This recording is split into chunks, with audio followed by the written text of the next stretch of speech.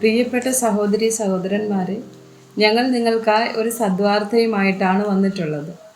2025 ജനുവരി 1 മുതൽ 365 തലക്കെട്ടുകൾ ഉൾപ്പെടുത്തിക്കൊണ്ടുള്ള വർഷം മുഴുവൻ പ്രാർത്ഥിച്ച് ധ്യാനിക്കാനുള്ള വചനങ്ങൾ ഞങ്ങൾ പങ്കുവയ്ക്കുന്നു. എല്ലാ ദിവസവും ഞങ്ങൾ ഒരു തലക്കെട്ടും അതുമായി ബന്ധപ്പെട്ട വചനങ്ങളും അയച്ചു തരുന്നതായിരിക്കും.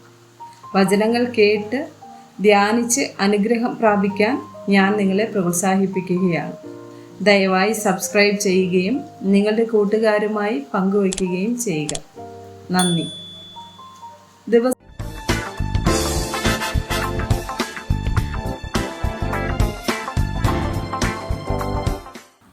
ദിവസം 85. വിഷാദം. സദൃശവാക്യങ്ങൾ 24, വചനം 10. കഷ്ടകാലത്ത് നീ കുഴഞ്ഞു പോയാൽ നിന്റെ ബലം നഷ്ടം തന്നെ. വിലാപങ്ങൾ 3, 37 മുതൽ 40 വരെയുള്ള വചനങ്ങൾ. കർത്താവ് കൽപ്പിക്കാതെ ആര് പറഞ്ഞിട്ടാകുന്നു വല്ലതും സംഭവിക്കുന്നത്? അത്യുന്നതന്റെ വായിൽ നിന്ന് നന്മയും തിന്മയും പുറപ്പെടുന്നില്ലയോ? മനുഷ്യൻ ജീവനുള്ളെന്ന് നെടുവീർപ്പിടുന്നതെന്ത്? ഓരോരുത്തൻ താന്താന്റെ പാപങ്ങളെക്കുറിച്ച് നെടുവീർപ്പിടട്ടെ. നാം നമ്മുടെ നടപ്പ് ആരാഞ്ഞ് ശോധന ചെയ്ത് യഹോവയുടെ അടുക്കലേക്ക് തിരിയുക.